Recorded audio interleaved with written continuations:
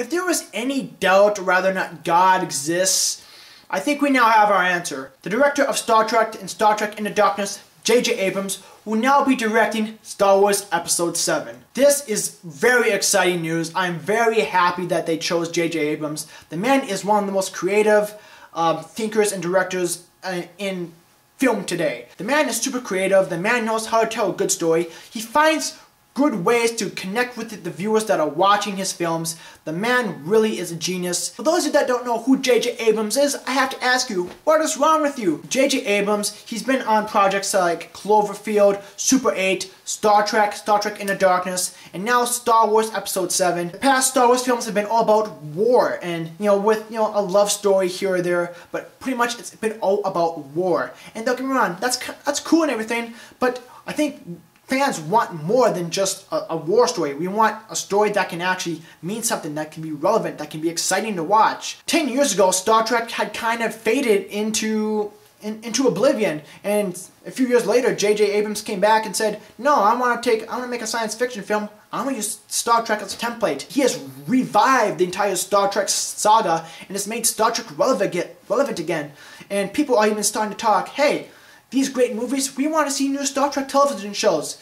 This guy included. And so now Star Trek actually means something again. And now where Star Wars is kind of in that place where it's not really relevant anymore, people really aren't really interested in Star Wars anymore. But J.J. Abrams is now going to direct the ship for the next Star Wars movie, and it's got people talking again. Clearly, if he can do the same thing with Star Trek and revive it, he can do the same thing with Star Wars and just make it exciting again. Kind of revive the passion and love we have for Star Wars. But some of the critics are saying J.J. Abrams was not a Trekkie. He was able to make a great Star Trek film because he was not really in love with Star Trek. Well, on the other hand, in Star Wars, he is a huge fan of Star Wars, and his love for Star Wars might take away from some of his creativity, and he may not do as a good job on Star Wars as he did in Star Trek. For those critics and doubters out there, guys, it's J.J. effing Abrams. The man knows how to tell a story and how to be creative and how to direct a great movie. He's not going to let his passion and love for Star Wars affect his ability to give us a great film.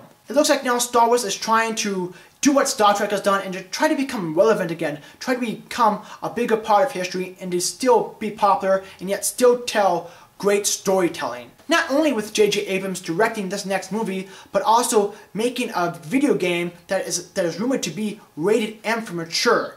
It's called Star Wars 1313, about a bounty hunter, most likely Boba Fett. So it looks like Star Wars is really trying to get serious again, trying to get us excited, and with J.J. Abrams directing this next movie, I am excited, I cannot wait.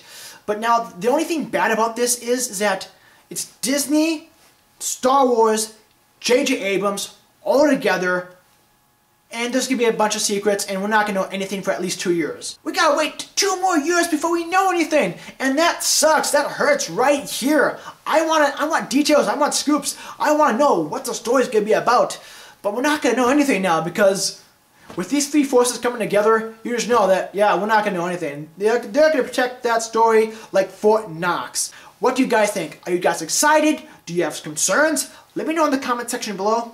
That'll be it for this video, guys. Thank you all for watching. If you liked, please like this video. If you love this video, please subscribe to my channel. I'm off to go save the world, and I will see you next time.